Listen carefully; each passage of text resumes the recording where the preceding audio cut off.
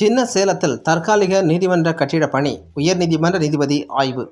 சின்ன சேலம் பழைய ஊராட்சி ஒன்றிய அலுவலக கட்டிடத்தில் தற்காலிக ஒருங்கிணைந்த நீதிமன்றம் கட்டிடம் சீரமைக்கும் பணி முடிவடையும் நிலையில் உயர்நீதிமன்ற நீதிபதி ஆய்வு செய்தார். கள்ளக்குறிச்சி மாவட்டம் சின்னசேலத்தில் கீழ்குப்பம், சின்னசேலம் பகுதியில் 2 காவல் நிலையங்கள் உள்ளது.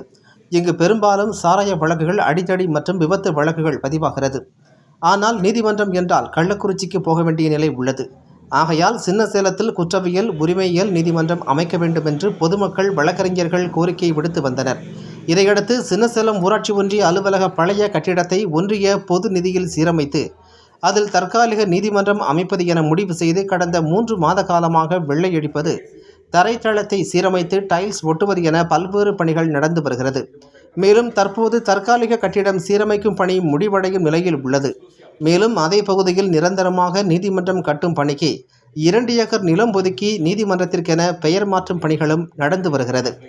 இந்நிலையில் சென்னை உயர்நீதிமன்ற நீதிபதி தண்டபாணி அவர்கள், கள்ளக்குறிச்சி மாவட்ட முதன்மை நீதிபதி பூங்குழலி, கள்ளக்குறிச்சி குற்றவியல் நீதிபதி ரீனா, சின்னசேலம் ஒன்றிய சேர்மன் வழக்கறிஞர் சத்தியமூர்த்தி, வழக்கறிஞர் சங்க தலைவர் சேகர் ஆகியோருடன் வந்து தற்காலிக கட்டிடத்தில் நீதிபதி அறைகள், கழிப்பிட அறை, பார் கவுன்சில் அறை உள்ளிட்டவற்றை ஆய்வு செய்தார்.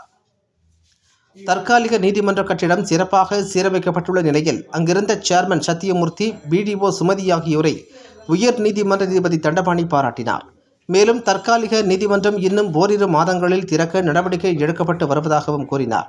பின்னர் அதே வளாகப் பகுதியில் சுமார் 2 ஏக்கர் இடத்தில் நீதிமன்ற கட்டிடம், நீதிபதிகள் குடியிருப்பு அமையவுள்ள இடத்தை பார்வையிட்டார்.